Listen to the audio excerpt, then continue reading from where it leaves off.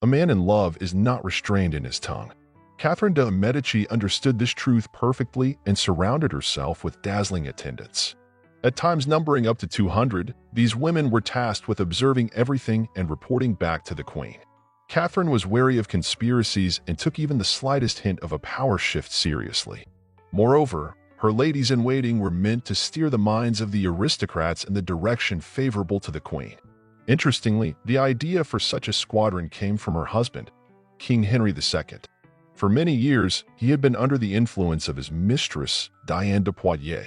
The king shared state secrets and political plans with her, and with her help, he appointed key positions. Observant Catherine concluded that a mistress reigns not just in the bedroom, she also influences the entire country. So why not turn this to her advantage? Typically, the queen's attendants were unmarried women, but Catherine also included widows and married ladies among her enchanting circle.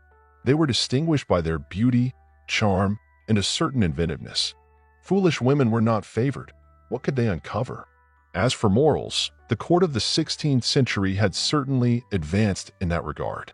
Philippe Erlanger, a researcher of the Valois dynasty, believes that through her ladies, Catherine simply aimed to influence her husband. After all, Diane de Poitiers was already advanced in years. She was nearly 2 decades older than the king, and he needed more pleasant company. However, the queen was not genuinely concerned about her husband.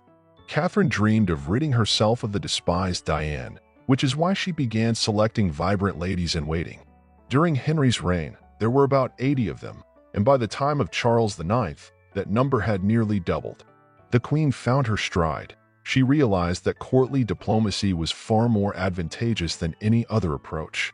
They were referred to as the Flying Squadron. Catherine de' Medici welcomed not only French women into her garden of beauties. Among her loyal attendants were Lady Fleming from England and Luisa Marini from Italy. Each beauty in the Flying Squadron had her own unique talent. Mademoiselle de Cournevieux had a beautiful singing voice, while de Villequier was known for her sharp wit. Marguerite de Bretagne may not have been the brightest, but she could easily memorize even a note read only once. Talents for every occasion and taste. These women were like chess pieces for the queen, which she positioned as she saw fit.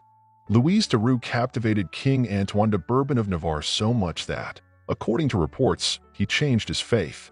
Meanwhile, Isabella de Ligny managed to win the favor of Prince Condé, through whom she gathered intelligence on the plans of the Huguenot elite for Catherine de' Medici. One of the most famous ladies-in-waiting of the queen was Charlotte de Sauval, immortalized in the novels of Dumas. Catherine de' Medici intended for this lady to create a rift between Henry of Navarre and Prince François of Alsace.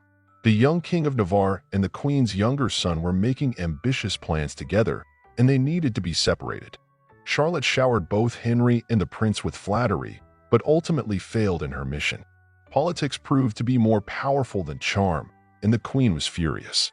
The queen's attendants also participated in theatrical performances, which Catherine adored. For instance, Brantome describes a spectacle celebrating Henry of Anjou's departure for Poland. A tall rock appeared in the hall. Sitting atop it were 16 beautiful nymphs, representing the provinces of France. They took turns reading verses by Ronsard, praising the newly crowned king of Poland. Then they danced, and they were so enchanting that anyone would have been left breathless. For their loyal service, the Flying Squadron received generous rewards and full maintenance. The queen personally selected fabrics for the ladies' dresses and covered the cost of their tailoring, distributing jewelry, and paying for cosmetics. Speaking of cosmetics, they were made according to the recipes of the Florentine Cosimo Ruggieri, whom Dumas featured in his novel Queen Margot under the name the Florentine Renée. Among the queen's ladies was another romantic figure, the Countess de Montsoreau. I have spoken about this real-life inspiration before. The squadron accompanied the queen everywhere, even on her travels across France. Catherine also brought along physicians, governesses, cupbearers, and cooks, creating a veritable train of carriages, a true city on wheels. Traveling from castle to castle took a considerable amount of time, but the queen was unperturbed. Far more important than time or comfort was the ability to address complex issues at a moment's notice. In this regard, her ladies-in-waiting were absolutely essential.